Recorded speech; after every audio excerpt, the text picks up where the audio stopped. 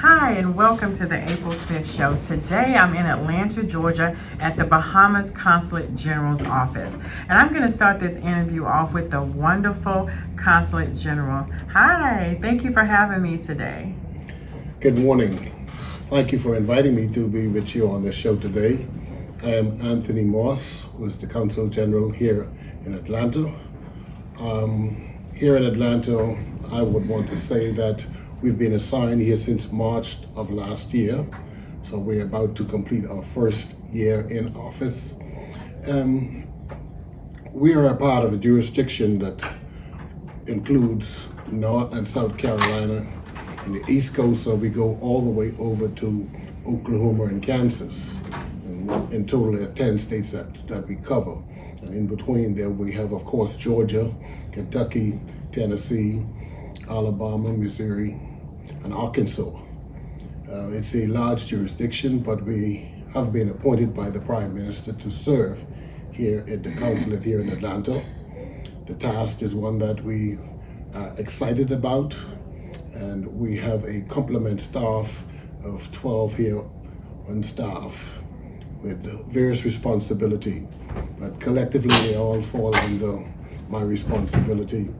And some of our duties here at the consulate are inclusive of our diaspora, education, culture, public affairs, political affairs, but we are more so focused on the diaspora, the Bahamian people who live within the jurisdiction of which we are responsible for. And in the event if there are persons who are faced with emergencies, for example, when you may have a situation where you would lose your passports and other documentation, we have to replace them with temporary documentations in order for all Bahamians to be able to travel back to our home country, back into the Bahamas. Outside of that, we have other persons that may fall into distress, where they would need our assistance with assisting them with getting back as far as organizing a plane ticket, hotel accommodation, etc. We also, as far as education, I will speak briefly because my counsel is the one who has that responsibility, and as a part of her portfolio, I prefer her to go into detail. But there are a number of universities, colleges, and other lower levels of institutions where, learning institutions where we have responsibility for as well. A number of persons would normally ask, coming from the Bahamas, which island are you from? Because we are a country that's made up of a number of islands, and the majority or the larger islands, which comprise about 16 of those, where the majority of the persons would have moved from some islands within the central or southeast Bahamas, would have moved further north to make their contribution, whether it's right there at home or even here in America. For example, the two states like Florida and Georgia, and etc. But I hail from the constituency of Exuma and Ragged Island. Right. Exuma. Yes, one that I am today delighted to tell people about. In recent times, what sort of made Exuma extremely famous is that the worldwide known swimming pigs. Yes. Yes, that is a tour that one can experience when they go into the mainland of Exuma, or they can go into New Providence, and there are tour boats that'll take them from New Providence all the way up to the Exuma Keys. I must confess, while we have been blessed, we sit in the middle, surrounded by other islands that protect us. When you go into the Exumas, in the boat ride, it's therapeutical. Persons often ask me the question, how do you stay looking so young? I normally just take a boat ride through the Exuma Keys, where we have some of the best turquoise water in the world. I can testify to that, and others would join me in that testimony. But like I said, we now have the responsibility of being here in Atlanta, where we grab this task and we are dealing with it. We do appreciate the assignment of being assigned to us by our Honorable Prime Minister. Yes. So how long have you been in Atlanta? How long have you been in Atlanta? Well, the 14th of March would be my anniversary for my first day in office. Oh, wow. Last year, March 14, I sat at this very conference room table for the very first time. I must confess that it was my first time in Atlanta, other than in transit once, when I was on my way to Nashville, Tennessee, to witness the graduation of my sisters who were up in Belmont. Yeah, they attended Belmont College, and that was a good bit of years ago. So it's actually a transition to go from the Bahamas, living in the Bahamas, to coming to Atlanta, no water, no ocean, nothing around you. So how was the transition coming from the Bahamas to Atlanta? Well, the first few months, I must confess, was difficult because, like you say, I'm coming from Exuma, which is a pretty narrow island. So even in traversing along the streets, you're able to look and enjoy the ocean.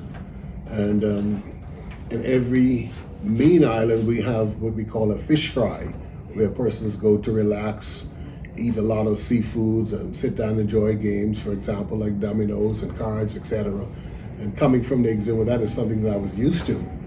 Coming into Atlanta, a friend of mine asked the other day, said, "Man, your skin looks so pale. What happened? You don't go on the beach?"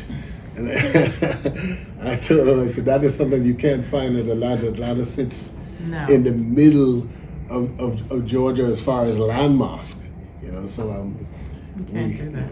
You can't do that here. But and then when we came over, I must confess that the weather, it changes so rapidly here, and but we kind of adjust now. So here in Atlanta with me is my youngest son, Levan, and my wife, Sheila. They're here with me. So I'm not like some of the other persons who've been assigned here who are by themselves. So I wouldn't want to be faced with that. So do you travel back home often to Exuma? Or is it just every so often that you'll be able to go back? Well, I don't travel back to Exuma as often as I would like. But I must confess that I've been back twice. In October of last year, I attended Diplomatic Week in New Providence, and since I was there, I took the weekend to go back home to enjoy some of the beach and to say hi to quite a number of friends. So I drove the island all the way to Rollville, into Steventon, which everybody knows is famous for the Great Pompeii. Okay. Yes, and so I visited a number of friends. And unfortunately, on the 25th of January of this year, my mother-in-law passed away. So we had to travel back to Exuma for the funeral. And we just got back last weekend. So this week is actually my first day and week back in the office. Okay. So Consulate General, tell me exactly what is your role, like your actual role? What your actual responsibility is, being the Consulate General? Being the Consulate General, my responsibility is to be sure to make sure that the agenda of the government of the day is carried out. I have, as I would have indicated, vice councils and a council, administrative staff here who are to assist with the execution of these duties. We've been mandated to seek and to build on the relationship that we've had between the countries, the Bahamas and the U.S. Of course, a foundation was laid before because the Consulate General office has been here since June of 2009. So we're building on a foundation that has already started. We are to partnership and see how best we could find trade and industry where Bahamians here would be able to improve on their businesses of which they have. We also assist with trying to find opportunities for students to be able to go into institutions to further their education, whether it's colleges, universities, etc. But one of the big tasks that we do have is that whenever a country has persons who would go off to further their education, it tends to cost a brain drain on some countries because a number of those persons decide, because of the opportunities in that particular country, they will want to stay to make their contribution there. So we've got to be creative in finding ways to encourage some of those new brains to return back to the Bahamas to make their contribution there. So it's a task that we've accepted and one that we intend to achieve. Okay. So, Consulate General, do you report to the Prime Minister? Is that who you report to? Actually, the protocol of which we do is we report to the ministry itself, the Ministry of Foreign Affairs, which is led by the Honorable Minister Fred Mitchell. He's the Minister of Foreign Affairs and Public Service. But we report directly to the Permanent Secretary, and they would then report to the Cabinet of the Bahamas, and which is led by the Honorable Prime Minister. Okay, great. And I just want to thank you, because for about 4 years, I did not even know. I was like, what is this for? What do they do? Because I really didn't understand. I didn't know what the roles and the responsibility of the Bahama Consulate General office. I knew about tourism, but I was like, what purpose are they serving? What do they do? But then once I found out, and so now you have really made it more plain, and I think it's going to help a lot of other people that do not know what this office serves and what it has to offer for the Bahamian people that's here in Atlanta.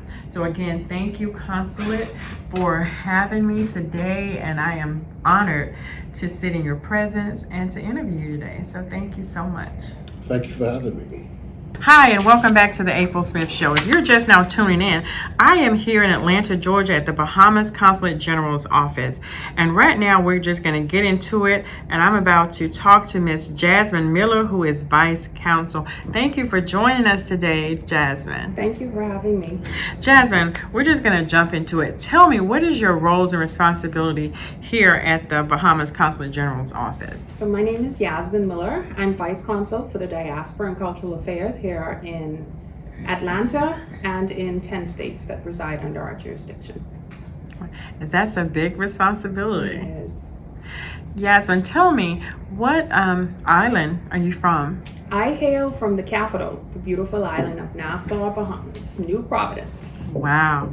So I know that was a big transition going from the Bahamas to Atlanta. How are you coping with that? Well, the Bahamas is filled with sun, sand, and sea. Of course, Atlanta is the opposite, but we're adjusting. Bahamians adjust anywhere. We are resilient people, so we're making the best out of the opportunity. So I'm good. Do you have family here with you? Yes, I do. Well, that's a good thing. You don't have to be here alone. And of course, just like you said, the Bahamas is so beautiful. You know, Atlanta is great, but being in the Bahamas, just being by the water, when I'm there, it's so relaxing, just being in the water, just being there. I just love the Bahamas so much. So I can imagine how you adjusting to Atlanta. Yeah. To Atlanta. So what's coming up? Do you have anything that's coming up in the next few months that you want to talk about and tell people about what's going on? So this year marks the 50th anniversary for the Bahamas, and we celebrate our independence celebration in July. July 10th will be 50 years that we celebrate independence in the Bahamas, and it's a big time celebration for us. The Prime Minister and the whole country is excited about 50 years of independence. And in Atlanta, of course, we have some great things in store for the diaspora. So our independence celebrations kick off officially on the 28th of July, and that runs into the 30th. The 28th of July, we're going to have a Down Home Festival where we invite Bahamians from all walks of the jurisdiction to come in, celebrate, and have a great time with us. On Saturday, we're going to have a black tie gala ball at one of the hotels to be announced soon. And then on Sunday, we're going to host a church service. So there's a weekend of full Bahamian pride and celebration, as we're all proud to be Bahamians and 50 years old. That's wonderful. So that's July the 28th. July the 28th, 29th, and 30th. So be there. It's going to be amazing. Awesome. I hope I'll be able to come back and give y'all more coverage coming up to that you. event. We would love that. Also, as you talk about the independence, I know it's going to be fabulous all over the Bahamas right now, going into your 50th year of independence. So for the event that's going to be here in Atlanta, is it invite only, or you're just inviting all Bahamians? It's an open invitation for all Bahamians. We want all Bahamians to come out, celebrate our country, our food, our talents, our gifts, our art, everything Bahamian. So it's for all Bahamians. It's for everyone. Awesome. That is great. And thank you again, Yasmin, for coming in to do the interview and letting everyone know about your independence that's coming up for the Bahamas. So y'all heard it first. If you're here in Atlanta, July the 28th is going to kick off the celebration. Thank you again, Yasmin. Thank you for having me. Hi, and welcome back to the April Smith Show. Again, if you're just now tuning in, I am here in Atlanta, Georgia at the Bahama Consulate General's office. And now we're about to go in again with the wonderful, wonderful counsel. And I'm going to let her introduce herself because she has so much to talk about, from everything that she does here at the Consulate General's office and also Cat Island, where I'll be traveling to next month. So you please stay tuned because she has got a lot to say.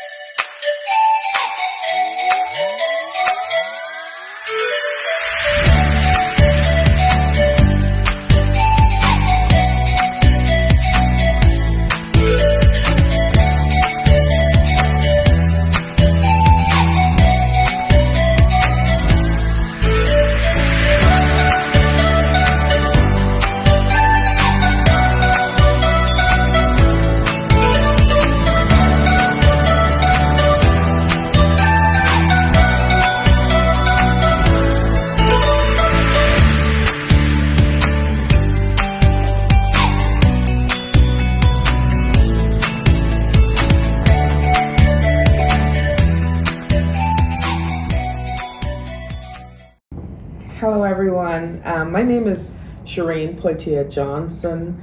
I am counsel here in the Bahamas Consulate Atlanta's office. My role here, my portfolio is education. I'm a 24-year-old veteran educator. I've been in the classroom for 24 years, and I transitioned from the classroom into this role that I'm in right now. My passion for education continues as I continue with the portfolio of education. I'm very excited about the inroads that's happening here in Atlanta for Bahamian and the Bahamas as it relates to securing scholarships. I've had the opportunity to connect with some of the major universities, colleges, and high schools here in Atlanta. Georgia State and Morris Brown. I'm very, very excited. We're making plans with the president of Morris Brown to visit the Bahamas to conduct Career Week. Morris Brown has something so special to offer. In addition to scholarships, the tuition is very affordable. To me, that opened doors for so many more Bahamians to be able to afford a college education. That's great. That is really great because college is very expensive, and so just hearing that when you're saying Morris Brown is affordable, Very affordable. and that's really great. And I know that's going to open a lot of doors for a lot of Bahamians to come from the Bahamas to go to school here in Atlanta. So that is wonderful. So I want Bahamians to stay tuned for dates when Morris Brown will be visiting the Bahamas and be a part of the workshop during Career Week. We're very, very excited. We're looking forward to being in the Bahamas with Morris Brown in March next month. Just the dates hasn't been confirmed as yet. In addition to that, they also offer 5 scholarships, full scholarships for AME. Once you belong to the AME and you meet the criteria, there's 5 scholarships available. And then their number one sport is soccer. And there's 2 soccer full scholarships available. In addition to that, I've had Bahamian living here in Atlanta who also have foundations that I was able to connect with. They are also offering scholarships, but these scholarships are after you would have been accepted. They are offering up to $5,000 scholarships. Wow. Bahamians only. That's wonderful. So, and because these are Bahamians living in Atlanta, entrepreneurs, and they want to give back to their country. So there's a lot in my portfolio that is in the making for Bahamians to benefit from all the way here in Atlanta. Mm-hmm. That's awesome. So how will students know about the scholarships?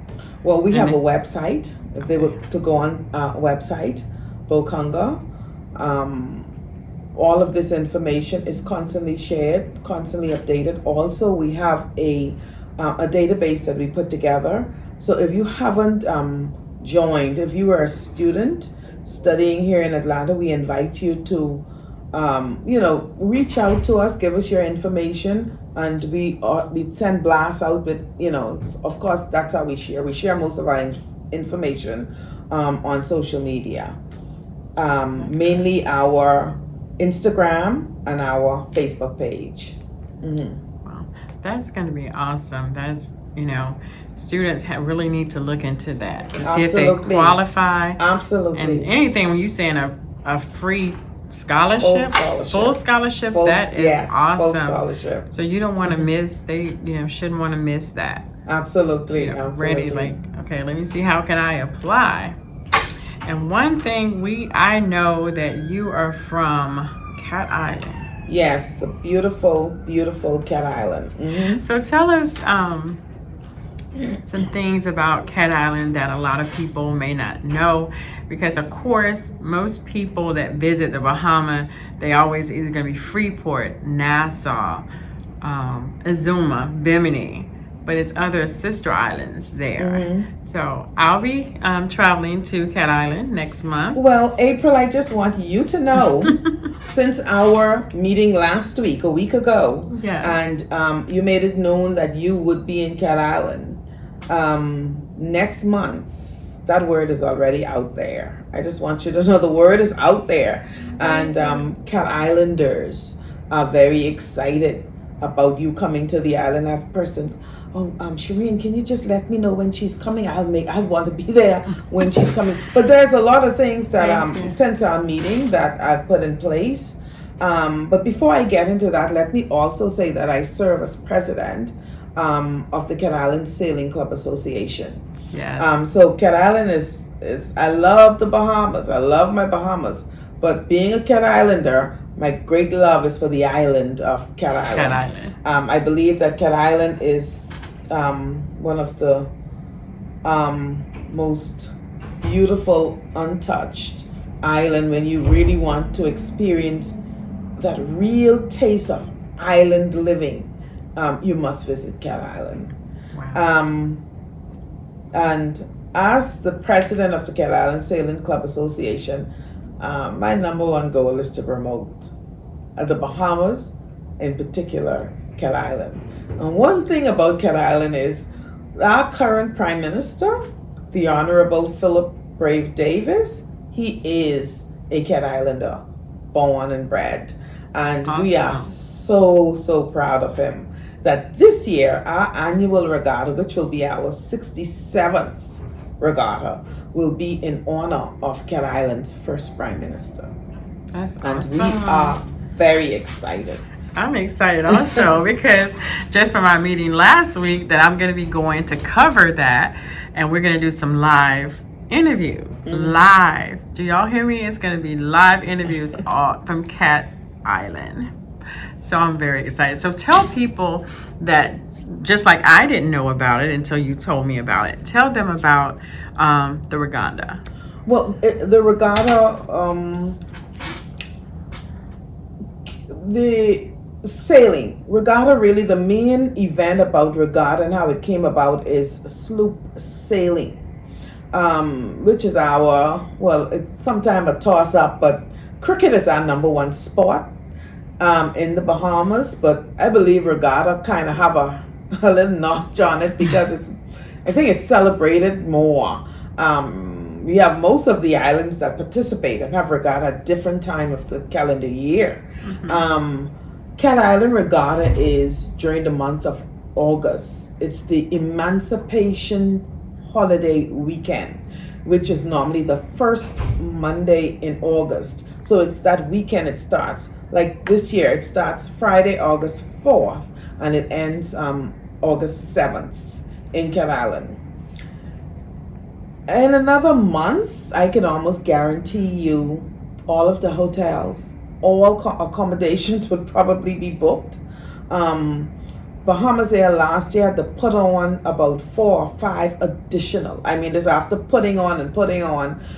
So Cat Island is somewhere where most Bahamian, really not just persons that would have born and grew and came to the capital and made a living and a life, they find themselves going back to their roots.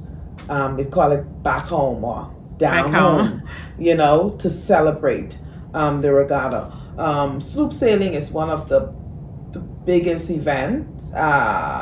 It's partly sponsored by the government, the Ministry of Agriculture. This year, being our country's 50th anniversary, we're looking at, our goal is 50 boats. 50 boats. So we've included the youth sailing group, which is the E-class. This year we're looking at having the E-class boat sail in Cat Island, which is the youth. We're very big in my country, my government is very big on youth empowerment. And so this would be an opportunity for the youth in our country to show that sailing is still alive and it also has a future. Because once the youth picks up the sport and continue, we know that it will continue.